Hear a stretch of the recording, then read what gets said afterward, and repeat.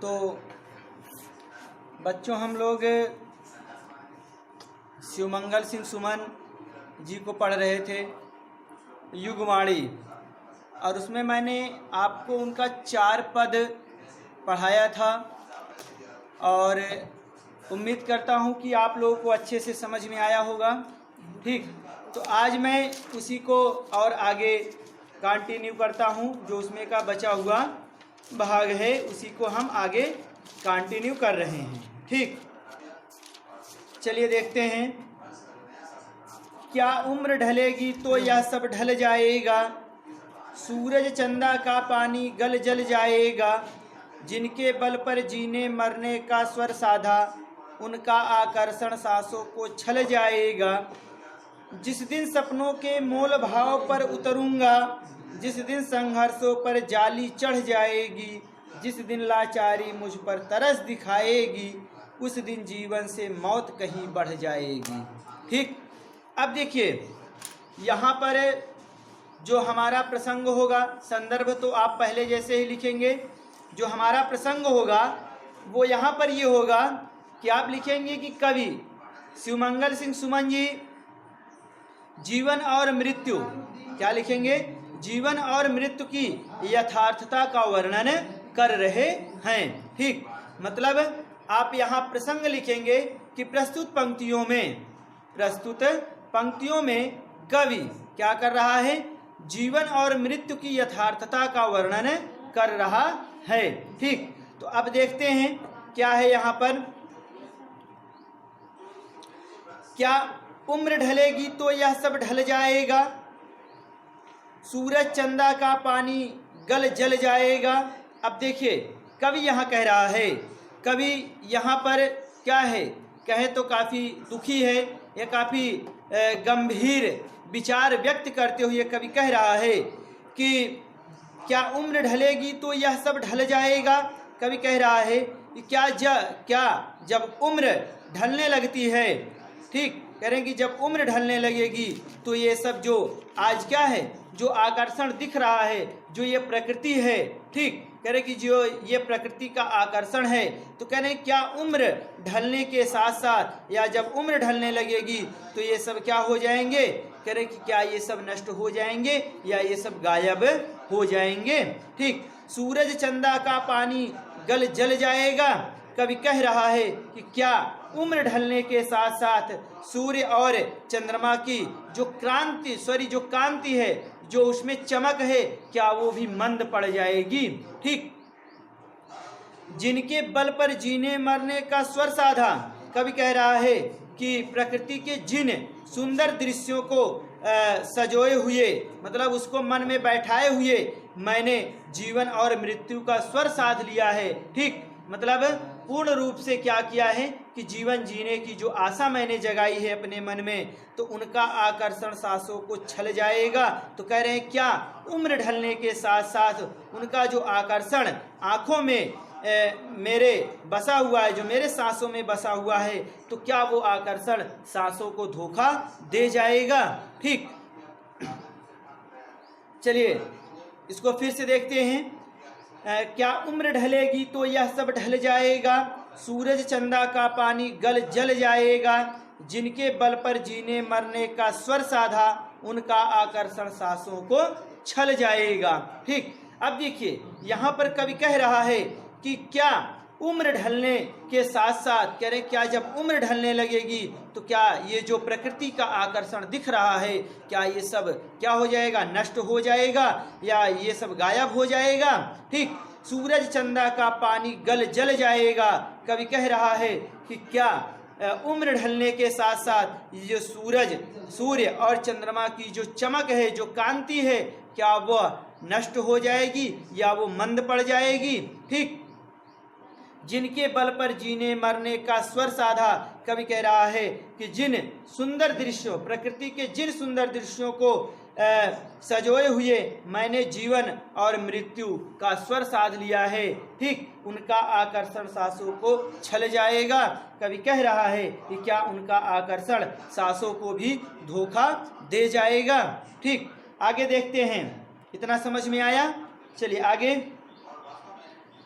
जिस दिन सपनों के मोल भाव पर उतरूंगा, जिस दिन संघर्षों पर जाली चढ़ जाएगी, जिस दिन लाचारी मुझ पर तरस दिखाएगी, उस दिन जीवन से मौत कहीं बढ़ जाएगी। ठीक, देखिए यहाँ कवि कह रहा है कि मैं जिस दिन, कवि यहाँ पर कह रहा है कि मैं जिस दिन स्वप्नों, जो हमारे स्वप्न हैं और जो हमारी कल्पनाएं हैं, कह रहा है कि जिस दिन अगर मैं इनका मूल्यांकन करने बैठूंगा, मोल भाव पर उतरूंगा। ठीक, कवि कह रहा है कि मैं इनका मूल्यांकन करने उतरूंगा तो क्या होगा, जिस दिन संघर्षों पर जाली चढ़ जाएगी, कवि कह रहा है कि उसी दिन क्या होगा, मेरे संघर्षों पर जाला चढ़ जाएगा, मतलब उस पर एक परत, मेरे संघर्षों पर एक परत लग जाएगी। अर्थात कहने का मतलब यहाँ है, कवि कह रहा है कि अर्थात मेरा संघर्ष थक जाएगा,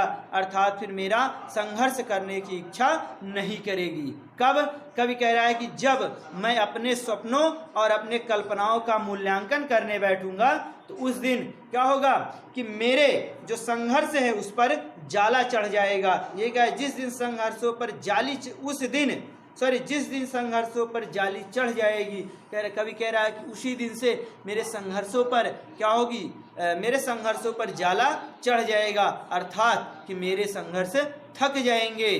ठीक, फिर आगे, जिस दिन लाचारी मुझ पर तरस दिखाएगी, कवि कह रहा है, और जिस दिन विवशता मुझ पर क्या करेगी, तरस दिखाएगी। ठीक, जिस दिन लाचारी मुझ पर तरस दिखाएगी, कवि कह रहा है कि और जिस दिन विवशता मुझ पर तरस दिखाएगी, अर्थात जिस दिन मैं मजबूरी का गुलाम बन जाऊंगा। ठीक, कवि कह रहा है कि जिस दिन मैं मजबूरी का गुलाम बन जाऊंगा उस दिन जीवन से मौत कहीं बढ़ जाएगी। कवि कह रहा है कि उस दिन क्या होगी, जीवन की अपेक्षा मृत्यु का पल्ला भारी हो जाएगा, मृत्यु का पल्ला क्या होगा, भारी हो जाएगा। कवि कह रहा है कि यहाँ कहने का मतलब ये है कि कवि क्या करेगा, जीवन जीने की अपेक्षा फिर वो मृत्यु का आलिंगन करना ज़्यादा पसंद करेगा। ठीक, वही कह रहा है कि उस दिन जीवन से मौत कहीं बढ़ जाएगी। कवि कह रहा है कि उस दिन जीवन की अपेक्षा मृत्यु का पलड़ा भारी हो जाएगा और उस दिन मुझे मृत्यु क्या करेगी, अपने आलिंगन में ले लेगी, या मुझे उस दिन मृत्यु पकड़ लेगी। ठीक, फिर से इसको देखते हैं। जिस दिन सपनों के मोल भाव पर उतरूंगा, जिस दिन संघर्षों पर जाली चढ़ जाएगी, जिस दिन लाचारी मुझ पर तरस दिखाएगी, उस दिन जीवन से मौत कहीं बढ़ जाएगी। ठीक, अब देखिए यहाँ कवि कह रहा है कि मैं जिस दिन अपने स्वप्नों, अपने संघर्षों, अपने कल्पनाओं का मूल्यांकन करने बैठूंगा उस दिन क्या होगा, उस दिन संघर्षों पर जाली चढ़ जाएगी। कवि कह रहा है उस दिन मेरे संघर्षों पर जाला चढ़ जाएगा, अर्थात उस पर मेरे संघर्ष जो हैं वो थक जाएंगे। ठीक, मेरा जो परिश्रम है वो थक जाएगा। और जिस दिन लाचारी मुझ पर तरस दिखाएगी, कवि कह रहा है कि और जिस दिन विवशता मुझ पर तरस दिखाएगी, अर्थात यहाँ लिखेंगे कि मैं मजबूरी का गुलाम बन जाऊंगा। ठीक, मैं मजबूरियों का गुलाम बन जाऊंगा, उस दिन जीवन से मौत कहीं बढ़ जाएगी। कवि कह रहा है कि उस दिन जीवन की अपेक्षा मृत्यु का पलड़ा क्या होगा, भारी होगा, और मैं मृत्यु की गोद में समा जाऊंगा, या मृत्यु मुझे अपने आलिंगन में जकड़ लेगी। ठीक, तो इतना समझ में आया।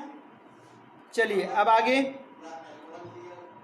इन सब से बढ़कर भूख भी लगती मिट्टी की, पथ पर पथराई आंखें पास बुलाती हैं।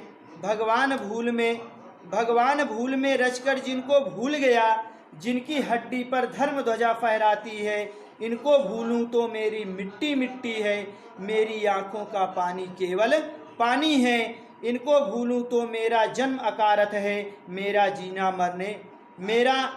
मरने की मूक कहानी है।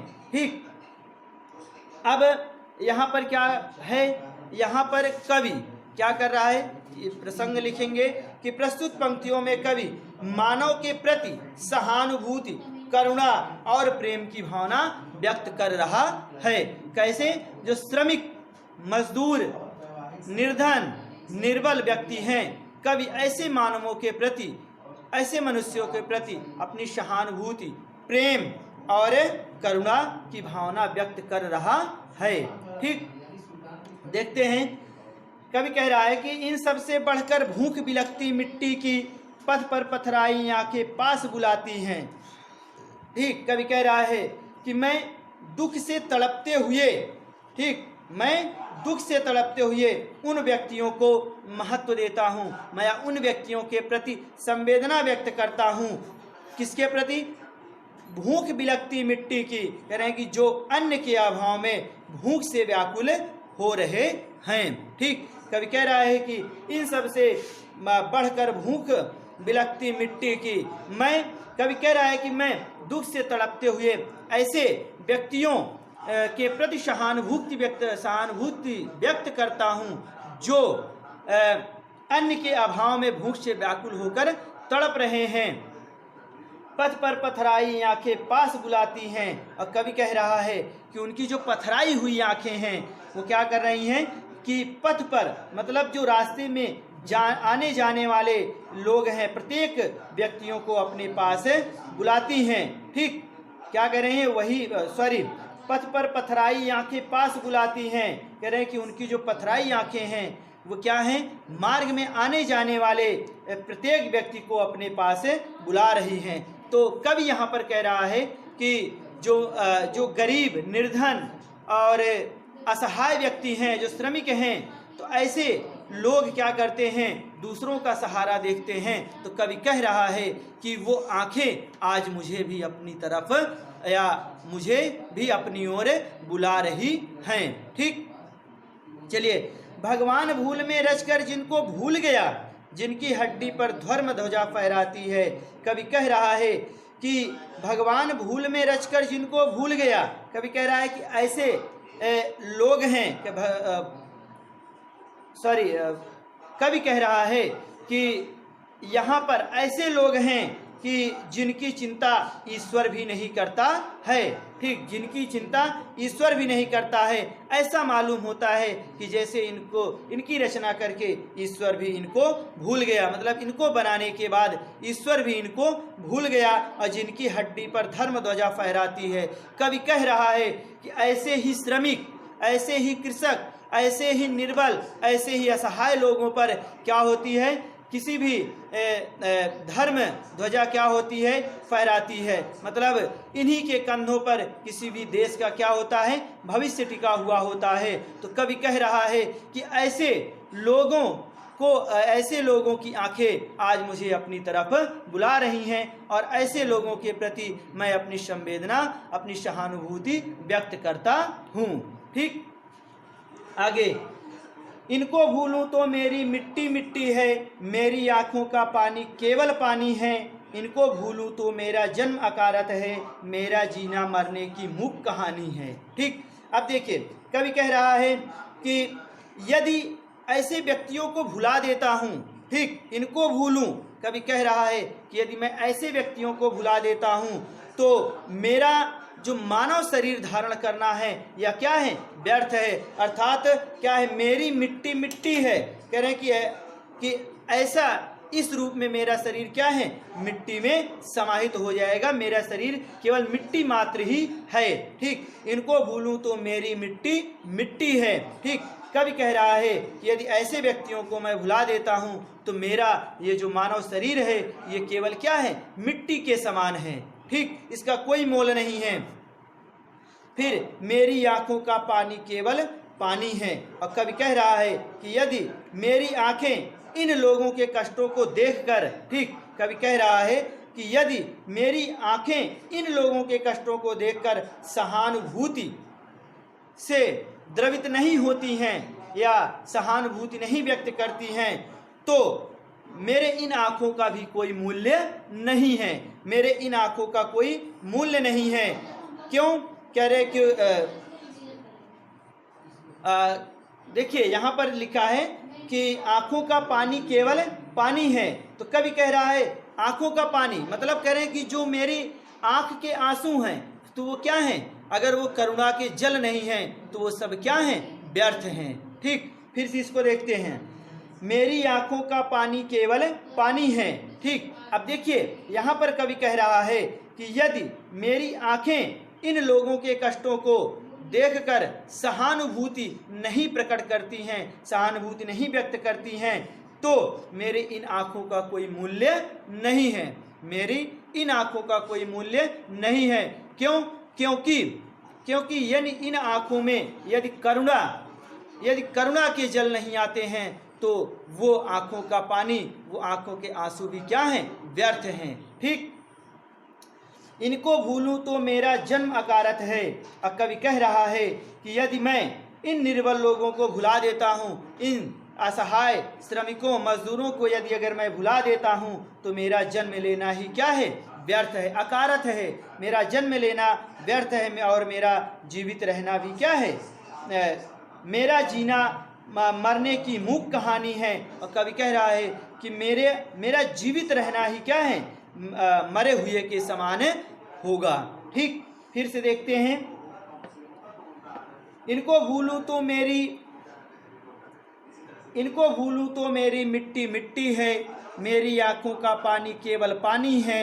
इनको भूलूं तो मेरा जन्म अकारत है, मेरा जीना मरने की मूक कहानी है। ठीक, अब देखिए यहाँ पर कवि कह रहा है कि यदि ऐसे व्यक्तियों को भुला देता हूँ तो मेरा मानव शरीर धारण करना व्यर्थ है, अर्थात मेरा शरीर क्या है? मिट्टी के समान है। ठीक, मेरी आंखों का पानी केवल पानी है। कवि कह रहा है कि यदि ऐसे लोगों के प्रति मेरी आंखें इन लोगों के कष्टों को देखकर क्या होती हैं? सहानुभूति नहीं प्रकट करती हैं, तो मेरी इन आंखों का होना ही क्या है? व्यर्थ है। और उन आंखों में यदि उनके प्रति करुणा के जल नहीं आते, करुणा के आंसू नहीं आते, तो मेरे उन आंखों के आंसू भी क्या हैं? व्यर्थ हैं। इनको भूलूं तो मेरा जन्म अकारत है। कवि कह रहा है कि यदि मैं इन निर्बल, कमजोर और असहाय लोगों को भुला देता हूँ तो मेरा जन्म लेना ही क्या है? व्यर्थ है और मेरा जीना मरने की मूक कहानी है। और कवि कह रहा है कि मेरा जीवित रहना ही क्या है? मूक कहानी है, मतलब मैं मरे हुए के समान हूँ। ठीक, मेरा जीवित रहना ही मरे हुए के समान है। ठीक, तो ये आपका जो है 4 पद आज कंप्लीट हुआ। तो आपको जहाँ भी प्रॉब्लम होगी आप लोग कमेंट बॉक्स में अपने क्वेश्चन पूछेंगे, उसका जवाब आपको दिया जाएगा। हाँ, एक चीज़ मैं बताने को भूल गया, यहाँ पर काव्य सौंदर्य की बात कर लेते हैं। तो देखिए, काव्य सौंदर्य पहले आपने लिखा था खड़ी बोली, लक्षणा, शब्द शक्ति, शांत रस और पुनरुक्ति प्रकाश। तो ये तो रहेगा ही रहेगा। ठीक, पुनरुक्ति प्रकाश यहाँ पर अलंकार नहीं होगा। ठीक, यहाँ पर अलंकार जो होगा आपका रूपक और अनुप्रास होगा। ठीक, अलंकार क्या होगा? रूपक और अनुप्रास होगा। और यहाँ पर गुण भी है, प्रसाद गुण है। ठीक, और यहाँ पर शांत रस ना होकर के करुण रस है। शांत रस ना होकर के क्या है? यहाँ पर करुण रस की प्रधानता है। ठीक, और बाकी आपका खड़ी बोली तो रहेगा ही रहेगा। अगर आप चाहें तो इसमें शैली भी लिख सकते हैं, गीत शैली। वैसे तो गीत शैली पूरे में है, तो आप चाहें तो पूरे में गीत शैली का प्रयोग कर सकते हैं। ठीक, तो इस तरीके से अभी आपका ये जो चैप्टर है, अभी 2 वीडियो इसमें आपको और मिलेंगे। उसके बाद आपका जो है क्लास 10th का सिलेबस शुरू किया जाएगा। ठीक, तो आप 9th के सिलेबस को अच्छे से कंप्लीट रखेंगे, उसके बाद फिर 10th को आगे कंटिन्यू करेंगे। ठीक।